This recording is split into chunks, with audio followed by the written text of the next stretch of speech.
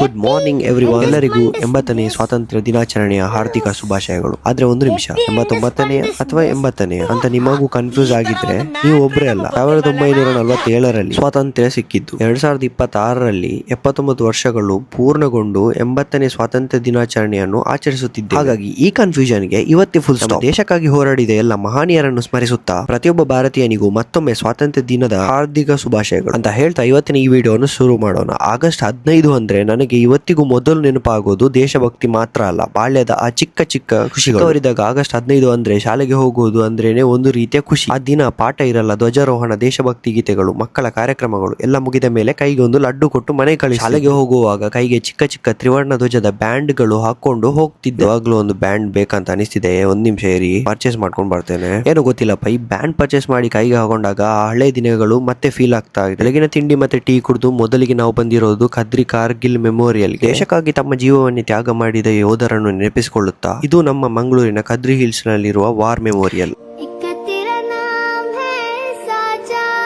ವರ್ಷ ಇಲ್ಲಿ ಕಾರ್ಗಿಲ್ ವಿಜಯ್ ದಿವಸ್ ಮತ್ತು ವಿಜಯ್ ದಿವಸ್ ಸೇರಿದಂತೆ ಹಲವು ಸಂದರ್ಭಗಳಲ್ಲಿ ಹುತಾತ್ಮ ಯೋಧರಿಗೆ ಗೌರವ ಸಲ್ಲಿಸಲಾಗುತ್ತದೆ. ಈಗ ಈ ಸ್ಮಾರಕದ ಪ್ರಮುಖ ಆಕರ್ಷಣೆ ಆಗಿರೋದು ಭಾರತೀಯ ಸೇನೆಯ ಐತಿಹಾಸಿಕ T-55 ಯುದ್ಧ ಟ್ಯಾಂಕ್. ಈ ಟ್ಯಾಂಕ್ 1965 ಮತ್ತು 1971ರ ಭಾರತ ಪಾಕಿಸ್ತಾನ ಯುದ್ಧಗಳಲ್ಲಿ ಸೇವೆ ಸಲ್ಲಿಸಿದ್ದು ಭಾರತೀಯ ಸೇನೆಯಲ್ಲಿ ದೀರ್ಘಕಾಲ ಸೇವೆ ಮಾಡಿದ ಯುದ್ಧ ಟ್ಯಾಂಕ್ಗಳಲ್ಲಿ ಒಂದಾಗಿದೆ. ನಮ್ಮ ಕಣ್ಣ ಮುಂದೆ ನಿಂತಿರೋದು ಈ ಟ್ಯಾಂಕ್ ಕೇವಲ ಒಂದು ಯುದ್ಧ ಯಂತ್ರವಲ್ಲ, ಇದು ನಮ್ಮ ಸೈನಿಕರ ಧೈರ್ಯ, ತ್ಯಾಗ ಮತ್ತು ದೇಶ ಸೇವೆಯ ಇತಿಹಾಸಕ್ಕೆ ಒಂದು ಜೀವಂತ ನೆನಪು. ಆಮೇಲೆ ನಮ್ಮ ಮಂಗಳೂರಿನ ನೆಹರು ಮೈದಾನ ಕಡೆಗೆ ಪ್ರಯಾಣ. ದಾರಿಯುದ್ದಕ್ಕೂ ಕಾಣುವ ತ್ರಿವರ್ಣ ಧ್ವಜಗಳು ಜನರ ಸಂಭ್ರಮ. ಇದು ನಮ್ಮ ಮಂಗಳೂರಿನ ನೆಹರು ಮೈದಾನ. ಹಿಂದೆ ಇದನ್ನ ಸೆಂಟ್ರಲ್ ಮೈದಾನ ಅಂತಲೇ ಕರೆಯಲಾಗುತ್ತಿತ್ತು. 1951ರಲ್ಲಿ ಜವಾಹರ್ಲಾಲ್ ನೆಹರು ಅವರು ಮಂಗಳೂರಿಗೆ ಬಂದು ಇದೇ ಮೈದಾನದಲ್ಲಿ ಜನರನ್ನು ಉದ್ದೇಶಿಸಿ ಮಾತನಾಡಿದ ನೆನಪಿಗಾಗಿ ಮುಂದೆ ಈ ಜಾಗ ನೆಹರು ಮೈದಾನ ಅಂತ ಪ್ರಸಿದ್ಧಿಯಾಯಿತು. ಸ್ವಾತಂತ್ರ್ಯ ಅಂದ್ರೆ ನಿಜವಾಗಿಯೂ ಏನು? ಸ್ವಾತಂತ್ರ್ಯ ಅಂದ್ರೆ ಕೇವಲ ಧ್ವಜ ಹಾರಿಸುವುದು, ಸ್ಟೇಟಸ್ ಹಾಕುವುದು, ದೇಶಭಕ್ತಿ ಹಾಡು ಕೇಳುವುದು ಮಾತ್ರನಾ? ಸ್ವಾತಂತ್ರ್ಯ ಅಂದ್ರೆ ಪ್ರತಿಯೊಬ್ಬ ಹೆಣ್ಣು ಮಗಳು ಭಯವಿಲ್ಲದೆ ರಾತ್ರಿ ಮನೆಗೆ ಹೋಗಲು ಸಾಧ್ಯವಾಗುವುದು. ಸ್ವಾತಂತ್ರ್ಯ ಅಂದ್ರೆ ಸಾಮಾನ್ಯ ಮನುಷ್ಯ ತನ್ನ ಧ್ವನಿಯನ್ನು ಮುಕ್ತವಾಗಿ ಏರಲು ಸಾಧ್ಯವಾಗುವುದು.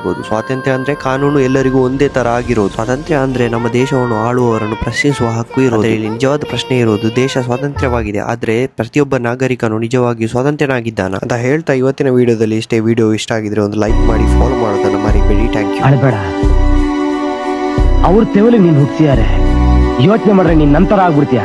ಸೆಂಟಿಮೆಂಟ್ಸ್ ಇದ್ರೆ ಈ ಖಾಲಿ ತಟ್ಟೆನೆ ಗಟ್ಟಿ ಆಗ್ಬಿಡುತ್ತೆ. ಪ್ರಪಂಚ ತುಂಬಾ ವಿಶಾಲವಾಗಿದೆ. ಹೋಗು, ಆರಾಮಾಗಿ ಹೋಗಿ ಬದುಕು. ಹೋಗು ಓಡು. ಇವನು ಓಡ್ತಿರೋ ಸ್ಪೀಡ್ ನೋಡಿದ್ರೆ ಇವನು ಸುಭಾಷ್ ಚಂದ್ರ ಬೋಸ್ ಆಗ್ಬೋದು. God is great.